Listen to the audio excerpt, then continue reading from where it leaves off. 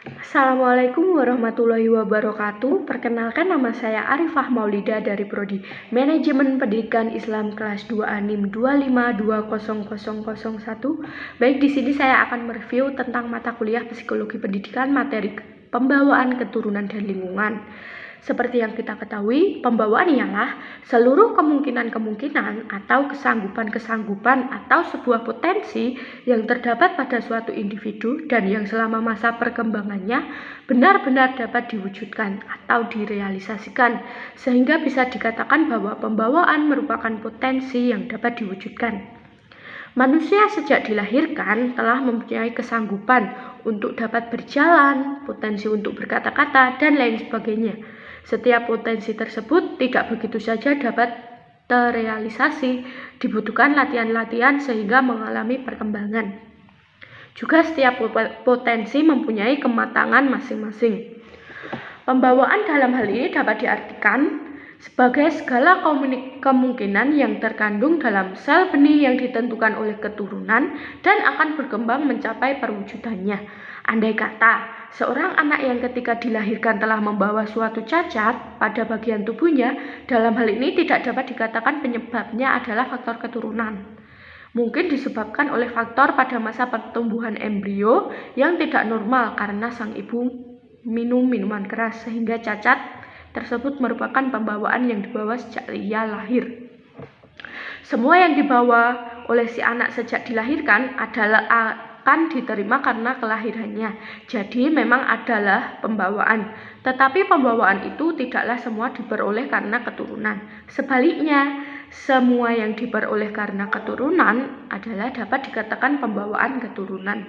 Misalnya, seorang anak pandai dan cakap tentang seni musik, ia cepat dalam mempelajari tentang seni. Apakah pembawaan tersebut berupa keturunan? Belum dapat ditentukan dengan pasti. Ingat, keturunan diwariskan generasi ke generasi. Dalam pembawaan terdapat beberapa jenis-jenis pembawaan, antara lain sebagai berikut. 1. Pembawaan jenis. 2. Pembawaan ras. Ketiga, pembawaan jenis kelamin. Dan keempat, pembawaan perseorangan.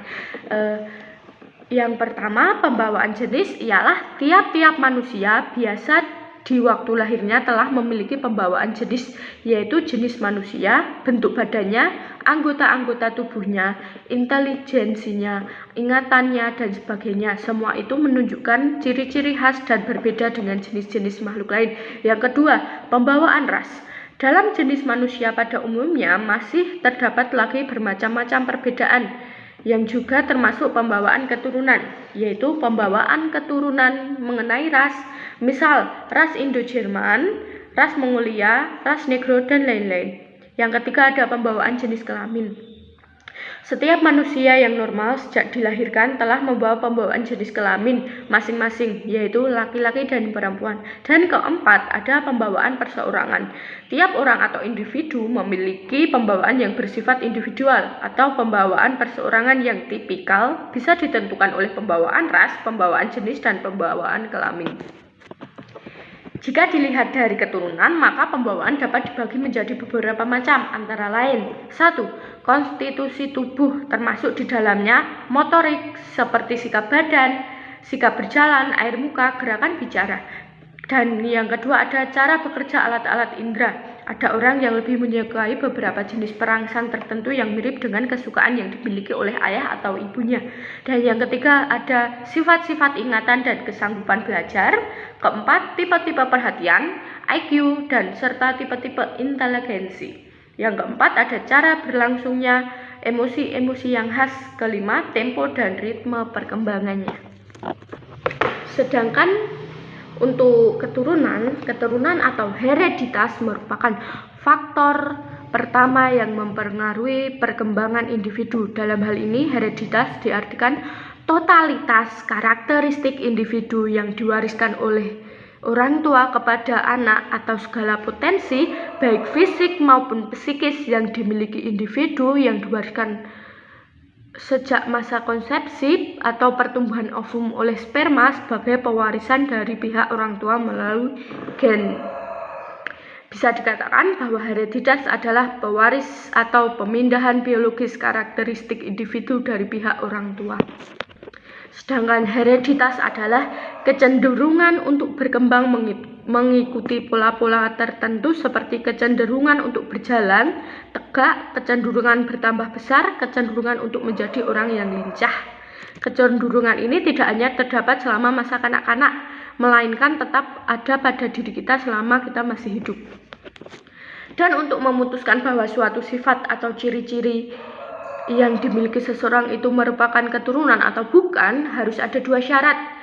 Yang pertama, persamaan sifat-sifat atau ciri-ciri, dan ciri-ciri ini harus menurunkan melalui sel-sel kelamin. Meskipun kita melihat suatu sifat atau ciri-ciri yang sama antara orang tua dan anaknya, kita belum bisa mengambil kesimpulan bahwa itu merupakan keturunan. Prinsip-prinsip hereditas menurut Crown and Crow adalah 1. Prinsip reproduksi.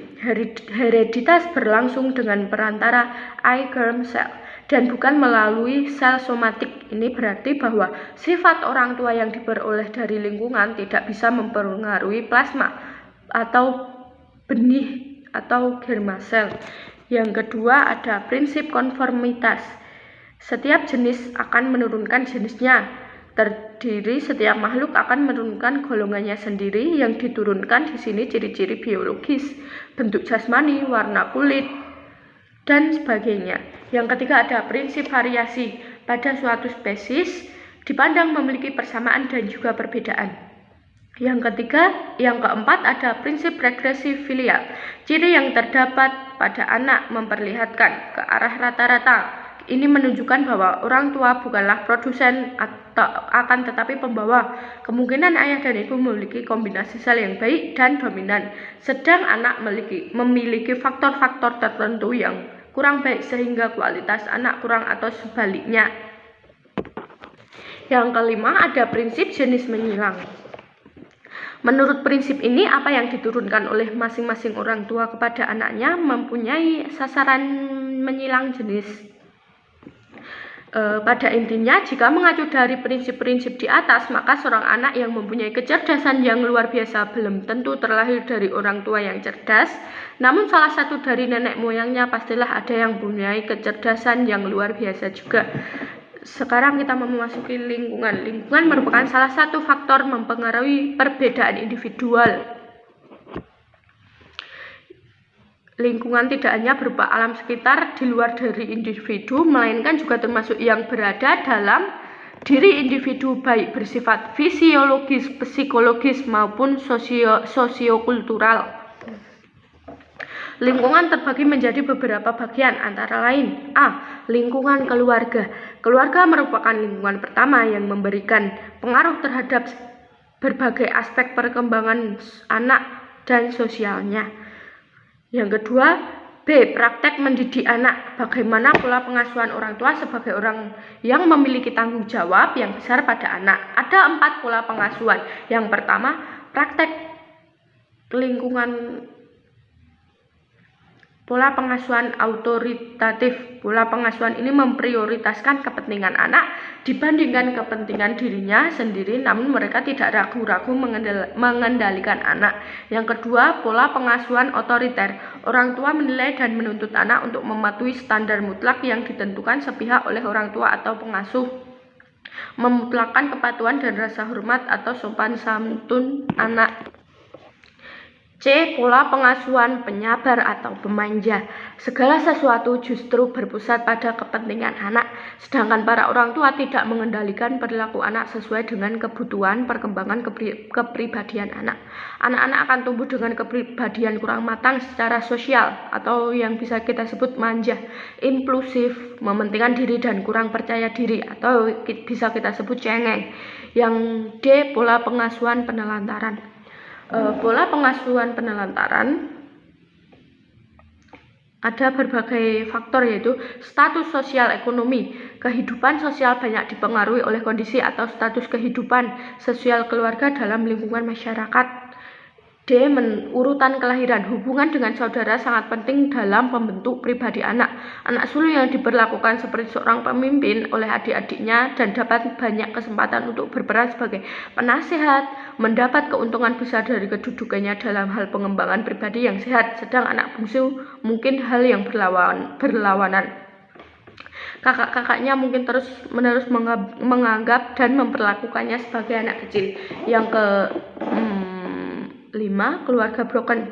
Keutuhan dan keharmonisan keluarga menjadi faktor penting bagi perkembangan anak.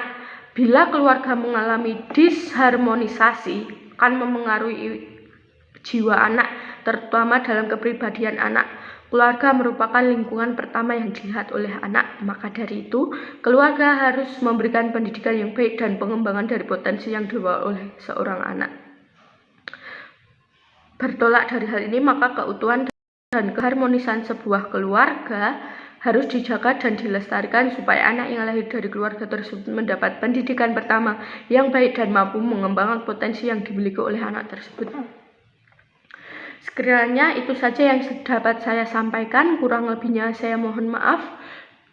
Video ini saya unggah untuk memenuhi tugas mata kuliah psikologi pendidikan yang diampu oleh Ibu Asih Pujiastuti. Billahi wal hidayah. Wassalamualaikum warahmatullahi wabarakatuh.